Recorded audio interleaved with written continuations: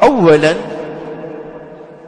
jambo la kwanza ambalo ametaja katika mambo ambayo mwanafunzi akiyashika barabara atakuwa ni mwenye kupata ilmu, alisti'anatu billahi azza wa jalla, kutaka msaada kwa Allah azza wa jalla. Kila mtu anamhitajia Allah subhanahu wa ta'ala, na katika kila jambo.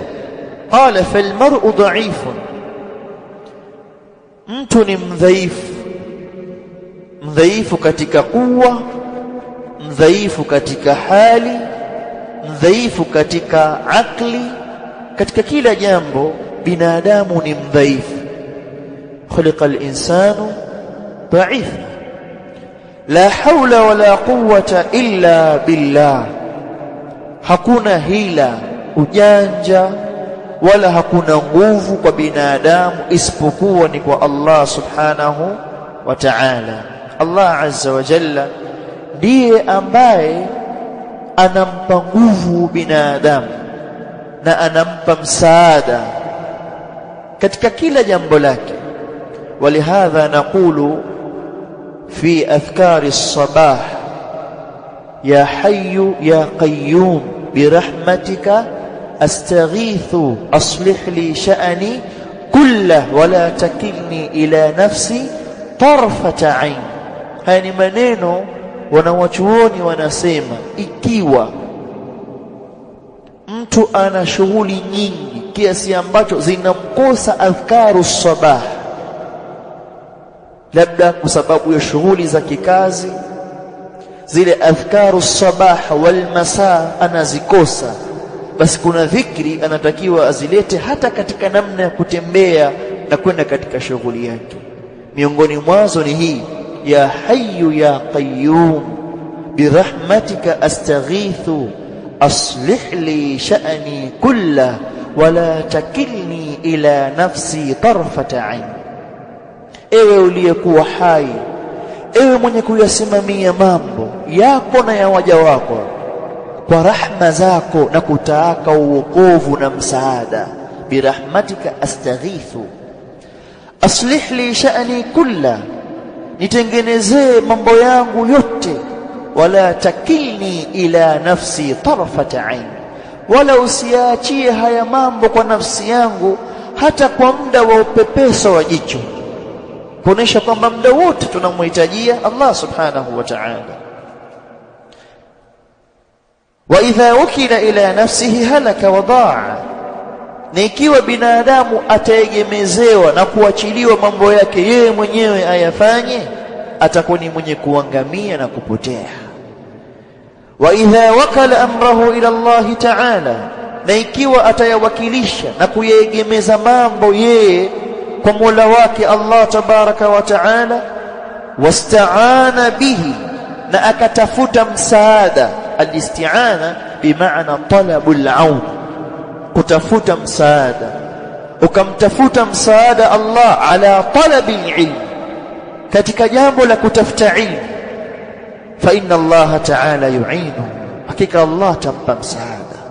Kwa maana unaposhika njia ya kusoma ukasema namtaka msaada Allah katika jambo langu la kusoma, katika masomo haya tunayoyasoma, nafahamu kuna baadhi ya fani zinakuwa ngumu. Anaweza mtu akawa anafahamu masomo ya hadithi, lakini usulul hadithi kawa inampa tabu. Anafahamu masomo ya fiqhi, masomo ya lugha yanampa tabu. Fahadha, mtu huyu yasta'inu billah, anamtafuta msaada Allah subhanahu wa ta'ala kwa kumuomba Allah msaada wa hali na mali katika jambo lake la kusoma. Kwa nini? Wanasema ahlul ilmi, al-ilmu ni'matun min Allah tabaraka wa ta'ala. Ilmu ni neema itokayo kwa Allah tabaraka wa ta'ala. Kitakiwacho ni kitu gani? Ni mja kumuomba Allah subhanahu wa ta'ala. Imekuja hadithi mbele ya al-Imamu an-Nasa'i rahimahullahu ta'ala na al-Imamu al-Hakim, na amesahihisha ala sharti Imami Muslim. dua ambayo Mtume sallallahu alaihi wasallam alikuwa akisoma katika jambo la kusoma, akisoma dua na akimtaka msaada Allah, anamwambia Allah, Allahumma anfa'ni bima 'allamtani wa 'allimni bima yanfa'ni warzuqni 'ilman yanfa'uni. Ewe Allah, ninufaishe kwa kile ambacho utanipa ilmu nacho, na nielimishe kile ambacho kitaninufaisha, na uniruzuku ilmu, rizq, neema, uniruzuku ilmu ambayo itaninufaisha. Kwa nataka msaada Allah subhanahu wa ta'ala katika hili, na huu msaada unaotaka hapa aslan tasallallahu azza wa jalla athabat, kuthibiti katika jambo la kusoma. Kimwambia Allah akupe msaada, maana yake unamwambia Allah akuthibitishe katika jambo la kusoma. Waqad hatha Allahu azza wa jalla ala dhalika fi kitabihi alkarim, na amelihimiza hilo Allah azza wa jalla kwenye kitabu chake kitukufu. Faqala ta'ala, iyyaka na'budu wa iyyaka nasta'in, wewe tu ndiye tunayekuabudu na wewe tu ndiye tunayekuomba msaada. Labda niulize hadirun, alisti'ana ni ibada au si ibada? Ni ibada. Kwa nini Allah akaitoa alisti'ana katika jumla ya iyyaka na'budu? Si tosha iyyaka na'budu, wewe tu ndio tunayekuabudu, walisti'anatu minha, na isti'ana ni katika ibada, iwe imetosheleza, asivue tena wa iyyaka nasta'in. Mmenielewa ile swali? Ikiwa isti'ana ni ibada, si litosha tukusema iyyaka na'budu, wewe tu ndio tunayekuabudu, kwa itaingia mpaka ndani yake alisti'ana. Kwa nini Allah fakhassa ba'da dhalika, akakhusisha ba'da dhalika dhikra alisti'ana, kutaja neno alisti'ana? Na atanisaidia haraka haraka. Haya, Allah ifadhi. Najua mnafahamu lakini mnaogopa.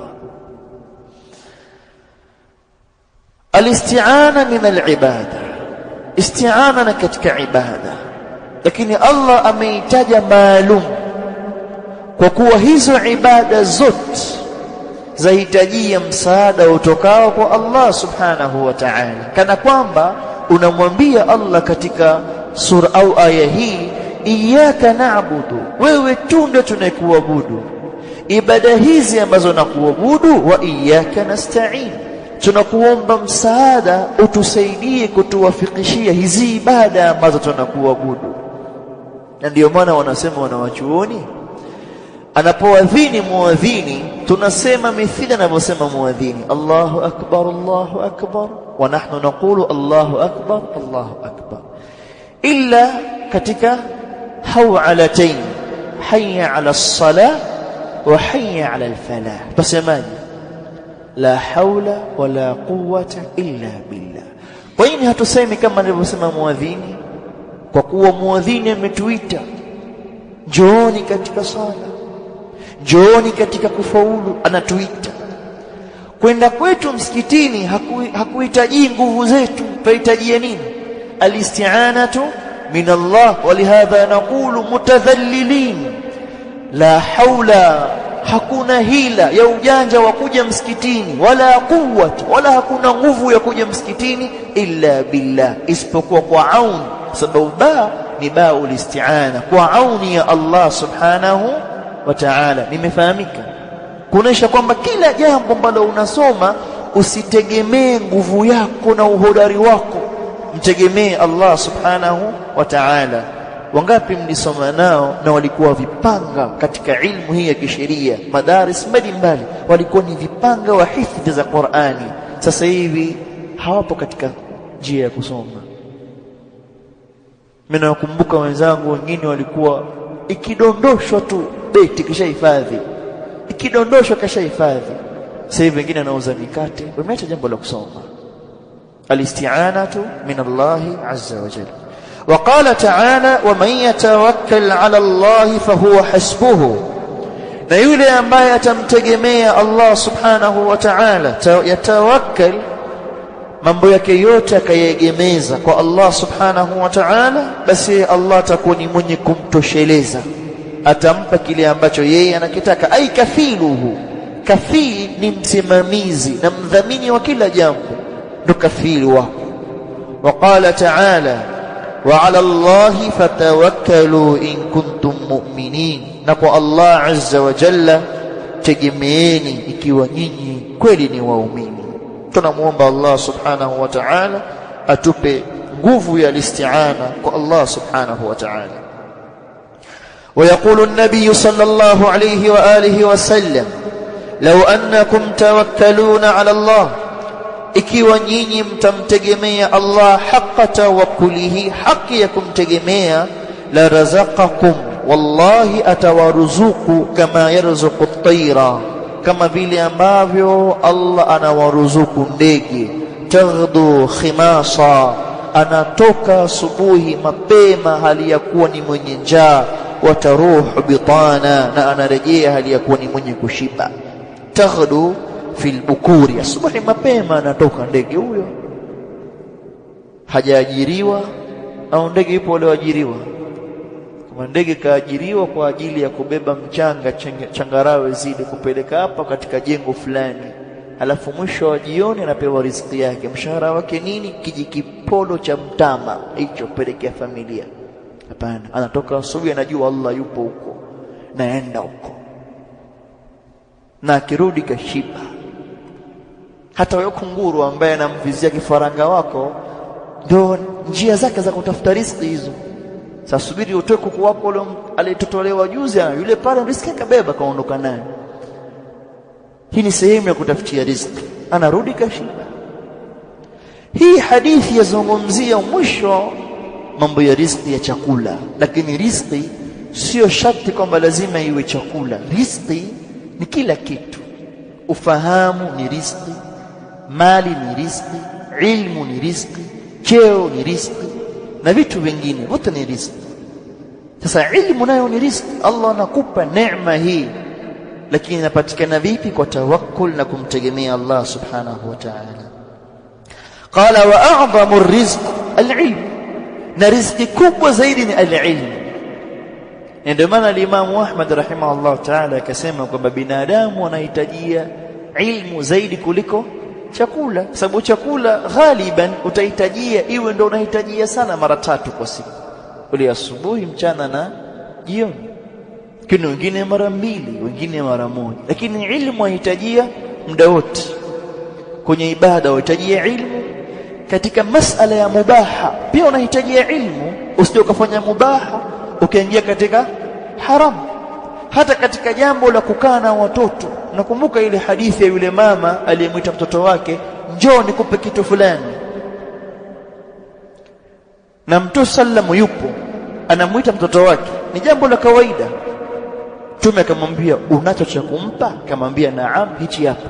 Akamwambia, lau kama ungelikuwa huna na akaja usimpe, ungeliandikwa miongoni mwa watu waongo. Umeelewa? Kuonesha kwamba katika kila namna tunahitajia ilmu katika mambo yetu. Muamalatuka ma'a zawjatik, unahitajia ilmu. Muamalatuka ma'a walidayk, unahitajia ilmu. Muamalatuka ma'a mujtama'ik, unahitajia ilmu. Muamalatuka ma'a ulati umurik, unahitajia ilmu. Katika kila namna unahitajia al-ilm. Wa nabiyuna Muhammadun sallallahu alayhi wa alihi wa sallam, na mtume wetu Muhammad sallallahu alayhi wasallam, kana daiman mutawakkilan musta'inan bi rabbih fi umurihi kulliha, daima alikuwa ni mwenye kumtegemea na kumtaka msaada Mola wake katika mambo yake yote.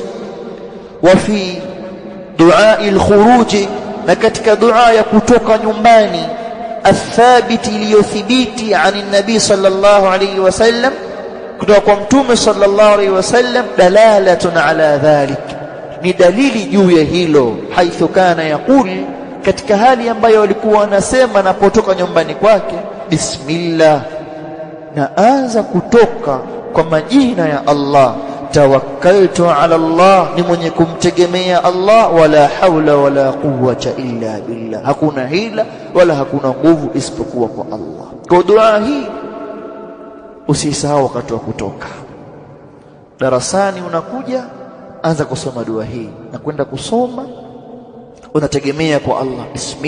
Bismillah tawakkaltu ala Allah wala haula wala quwwata illa billah. Beba mkoba wako huyo hoja darasani. Hii itakusaidia katika jambo la kufikia katika jambo hili. Hadithi hii ameitaja al-Imam Abu Dauda wa Tirmidhi, hadithi ya Anas bin Malik radhiyallahu anhu, na ukamilifu wa hadithi hii yuqalu, kimaliza wala quwwata illa billah, anasema Mtume sallam, yuqalu la, patasemwa kuambiwa huyu mtu kufita, umetoshelezwa toka sasa, wa uqita, na umekingwa, watanaha anhu shaitan, na atajiepusha na huyu mtu ash-shaitan. Darasani hapa unasoma katika hali ya nashati. Kinajua darasani umekuja mchovu wasinzia, kumbe ulisahau dua ya kutoka nyumbani. Panasomesha huyafahamu mambo, kumbe ulisahau dua ya kutoka nyumbani.